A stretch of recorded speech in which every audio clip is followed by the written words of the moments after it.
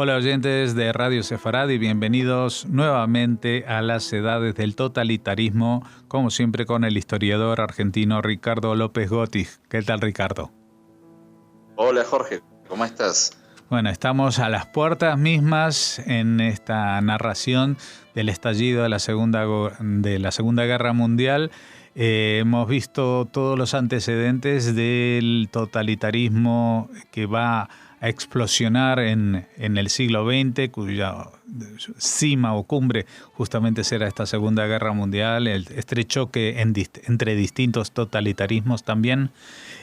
Y vamos a abordar hoy un capítulo que es esencial, que parecía que iba a diluir o por lo menos permitir a Hitler solamente avanzar en un frente, y veremos luego que sus planes eran distintos. Estamos hablando del pacto Ribbentrop-Molotov y el reparto de Europa Oriental.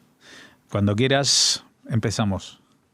La Guerra Mundial, la Segunda Guerra Mundial, formalmente siempre la ubicamos con el 1 de septiembre de 1939. En realidad podemos remontarla mucho para atrás, porque ya vimos que hubo una conquista de Manchuria en 1931, la guerra de Etiopía en 1935, dos guerras que no pudieron ser evitadas por la Liga de las Naciones. Luego en 1937 Japón invade China continental.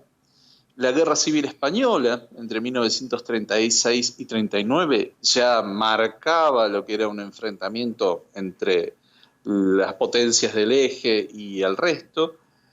Pero siempre ubicamos al 1 de septiembre con la invasión alemana a Polonia como el inicio de la Segunda Guerra Mundial. En realidad podemos decir que empieza la guerra en Europa, pero una semana antes se da lo que se conoce como el pacto Ribbentrop-Molotov. Es un pacto que hacen los dos cancilleres, es decir, el ministro de Relaciones Exteriores Ribbentrop de la Alemania nazi y Molotov, que era el ministro de Relaciones Exteriores de la Unión Soviética. Un pacto que parecía imposible, pero sin embargo va a ser sumamente útil para estas dos potencias totalitarias. ¿Y cómo es que se llega a esto? En principio vimos que Hitler venía reclamando ya en 1938 el Anschluss de Austria, luego exige los Sudetes de Checoslovaquia. En marzo de 1939 invade lo que quedaba de Checoslovaquia y anexa el protectorado de Bohemia y Moravia y declara la independencia de Eslovaquia como un estado títere. A partir de abril de 1939 empieza a exigir lo que se conocía como el corredor polaco y el pasaje de Danzig. ¿Qué era esto? En 1919, cuando se hace el Tratado de Versalles, Alemania pierde territorio en el oeste, es decir, las regiones de Alsacia y Lorena las devuelve a Francia, y también en el este pierde mucho territorio. Pierde territorio que fue cedido a Polonia. Y Polonia, que se independiza a fines de 1918 con el colapso del Imperio Alemán, el Imperio Austrohúngaro y el Imperio Ruso, bueno, va a tener que constituirse y se le da una salida al mar en lo que se conoció como el corredor polaco. Y esa salida al mar lo que hacía era dividir el territorio alemán. Es decir, que quien fuera desde Berlín hasta Königsberg, la antigua ciudad de Kant, en Prusia, tenía que atravesar territorio polaco. Y en el medio de esto estaba la ciudad de Danzig, que se la consideraba como una ciudad libre. Esta ciudad estaba bajo un mandato de la Liga de las Naciones. Había un alto comisionado de la Liga de las Naciones ahí presente. Además, esta ciudad estaba bajo soberanía polaca, pero tenía elecciones aparte, ¿no? Y de hecho, quien gobernaba por vía electoral era el partido nazi local. Es decir, que había una mayoría alemana muy considerable en esa ciudad de Danzig, que es la actual Danzig, que va a ser muy conocida en los años 80 por Lech Walesa y cuando inicia el sindicato Solidaridad.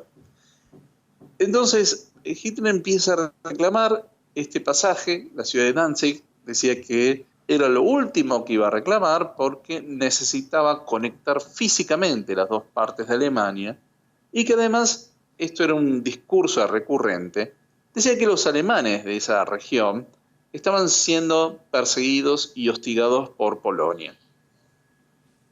Entonces, ¿cómo es que llega a este pacto con la Unión Soviética? En principio hubo una serie de conversaciones de la Unión Soviética con Gran Bretaña y con Francia para ver la posibilidad de establecer un pacto militar común.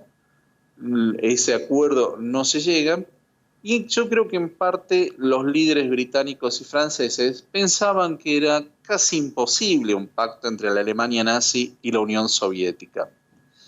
Lo que ocurre es que la Alemania nazi tiene un fuerte discurso anticomunista cuando llega al poder en 1933 y además el espacio vital hacia el cual se quería expandir Alemania era justamente Polonia, la Unión Soviética. Entonces era visto como algo prácticamente imposible que se llegara a un acuerdo entre estos países. Pero lo que vamos a ver es que, por un lado, Hitler entendía que todavía no era el momento de iniciar una guerra con la Unión Soviética. Y a su vez, Stalin no estaba en condiciones de fortaleza para entrar tampoco en una guerra con la Alemania nazi. Entonces, lo que va a ocurrir es que, por vía secreta, obviamente, la Alemania nazi empieza a gestionar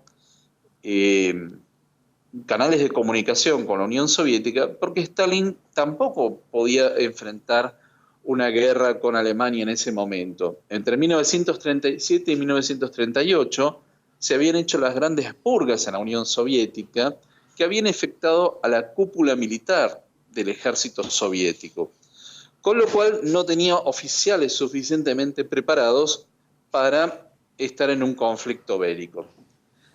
De modo que ambos países necesitaban de alguna forma llegar a un acuerdo y el 23 de agosto de 1939 se hace lo que se conoce como el Pacto Ribbentrop-Molotov, que tenía una parte pública y otra secreta con un protocolo que después se va a aplicar entre 1939 y 1940. La parte pública era un tratado de 10 años en la que ambas partes se comprometían a que no iba a haber una agresión y que iban a arbitrar sus diferencias, pero la parte secreta, que es la más importante, era el reparto de Polonia, de los 3 países bálticos, Lituania, Estonia y Letonia, que hay que señalar que eran estados independientes, y también que la región de Besarabia, que era parte de Rumania, iba a ser entregada a la Unión Soviética y que es la que actualmente se conoce como la República de Moldavia. En este tratado es muy interesante porque la frontera que se establece del pacto Ribbentrop-Molotov va a ser respetada después de la Segunda Guerra Mundial. Esto es un dato que hay que tener en cuenta.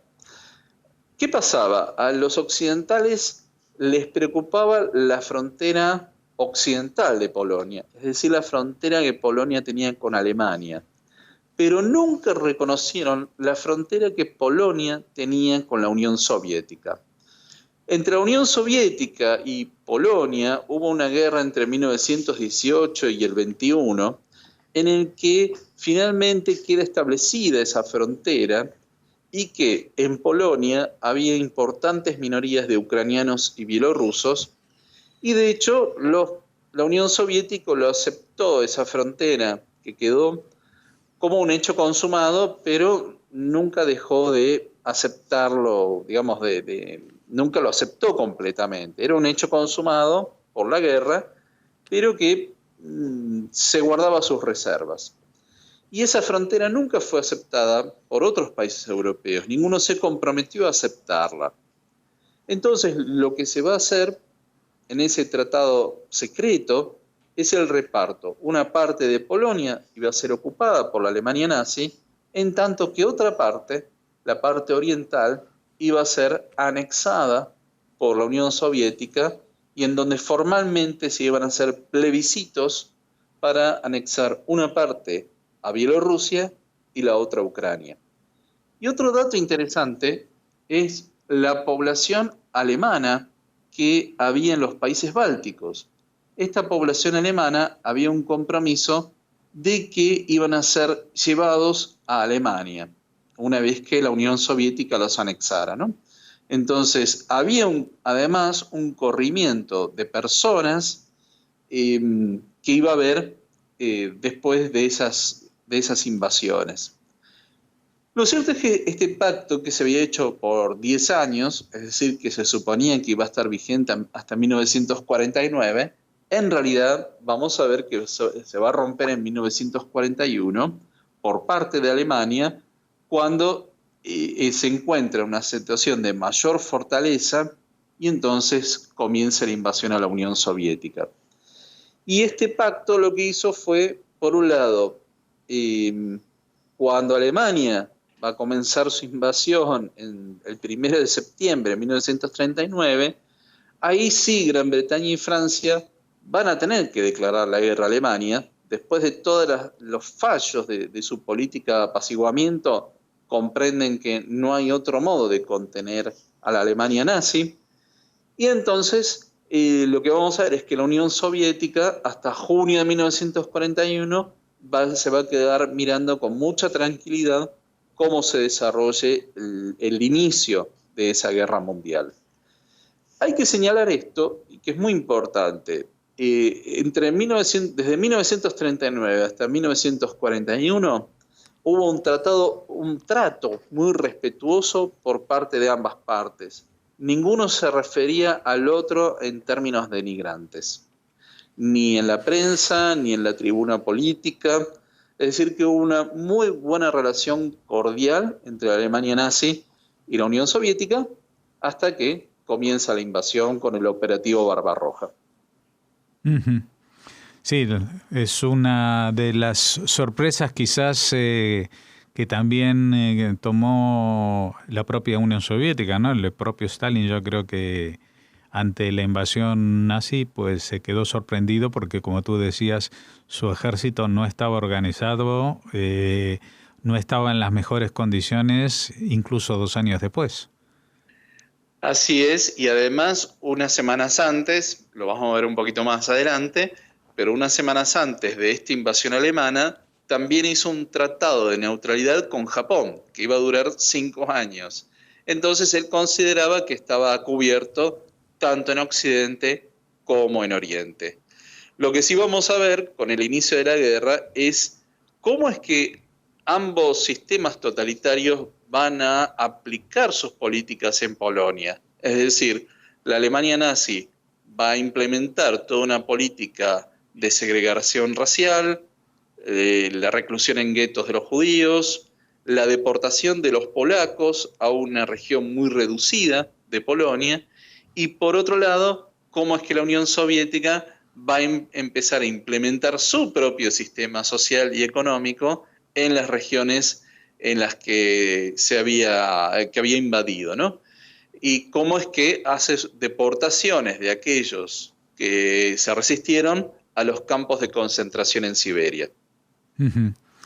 O sea que aquí, en vez de, algunas veces dice o piensa cuáles son los buenos y los malos, en esta película eran todos malos.